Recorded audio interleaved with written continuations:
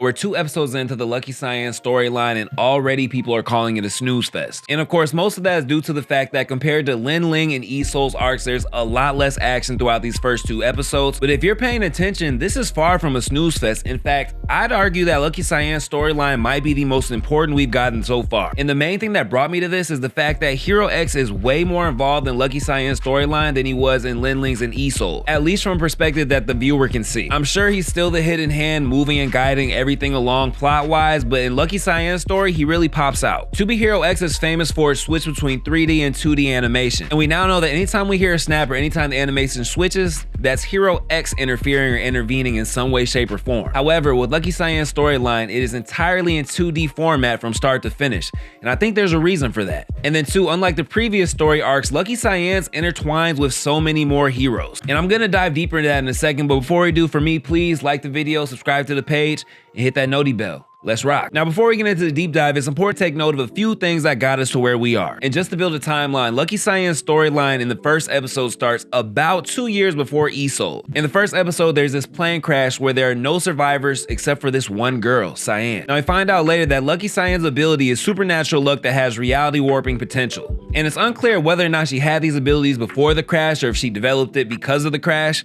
but this is our starting point. She's initially found by a reporter named Liu Jin, who, unironically enough, is the father of another hero we're very familiar with, and that's Queen. Queen is currently ranked the #2 hero, and she has this goal to disband the current hero system, which we learn actually came from her father, who shared the same ideals. And this is the first instance where we see Lucky Cyan's storyline intertwining with other heroes. Liu Jin has always been skeptical of the major hero system, and he even makes it known that he feels like that plane crash wasn't an accident, it was an unnatural occurrence, which is something that I feel like will be very important later on. So fast forward, Liu Zhang is friends with the director of an orphanage nearby, and he takes her to it and trusts her with him, telling him that he feels like this wasn't an accident, also he feels like she has some kind of ability. And at first, the director seems like he's a great guy. He seems like he's Team Cyan. He seems like somebody we can trust. But we all know how that usually turns out in 2B Hero X. The people you feel like you can trust the most are often the people with some kind of ulterior motive or angle. And we later on find out that's the case when he refused to let Cyan leave the orphanage. But let me rewind real quick. So over the years, Cyan became this deity-like, this goddess-like person. Stories of her abilities started to spread around the town because if you're around her, everything is just better for you. She was healing the sick. She was helping women find their boyfriends. She was helping people pick lucky lottery tickets. Everything tends to go right when Lucky Cyan is around, which is where she got her name. And over the years, the director transformed the orphanage into this church-like cult surrounding Cyan, where he'd make her put on these performances where people would pretty much acknowledge her as a god and her trust value would raise. And while her aura and her notability and her trust value grew,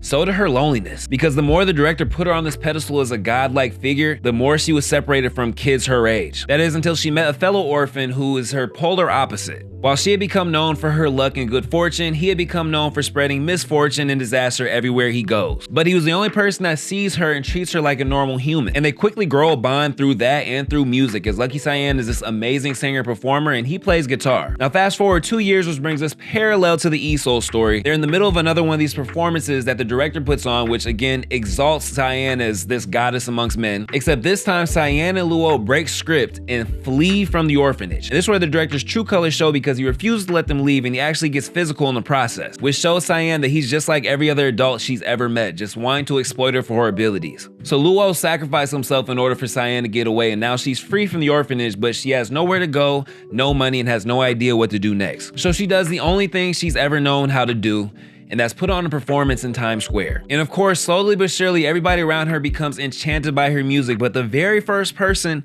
to give her some money, the very first person to drop a coin in her bucket is somebody that looks very familiar. Hero X gives her the gold coin that we've seen in all the primary visuals, the intros, the outros, and all the previews to the show. And we pretty much know for a fact this is Hero X. It's the same outfit, same hairstyle, same art style, and same mannerisms that we saw in his primary visual. Now, why does this matter? Why is that important? And the most simple answer is it just shows that Hero X is invested in Lucky Cyan in some way, shape, or form, which then makes you wonder, how long has he been invested? When did she first catch his eye? Was it during her rise of fame at the orphanage, or did it happen before? Could he have been involved in the plane crash? Maybe the reason she survived, or maybe the plane crash itself? Questions that need answers. And then we get another brief time skip to where we see Lucky Cyan is now this solidified rock star, and she's in the middle of this huge concert that should look very familiar to you because it's the same concert we saw during the Isol arc. In fact, the Lucky Cyan concert is a huge driving factor for the whole Isol Soul's storyline. He used the tickets to ask out Ji Qing, he was jealous of Shang Chao and worried that she would pick him instead. Whole time she was just waiting for him to make a move, which he doesn't end up doing because of everything that went down after Shang Chao's death. So at the end of the Soul arc, he was battling the original Soul while she was at the concert that they were supposed to be at together. Are you guys starting to see where I'm going here? So far, Cyan's storyline has crossed paths with Queen, the number 2 hero, Hero X, the number 1 hero, and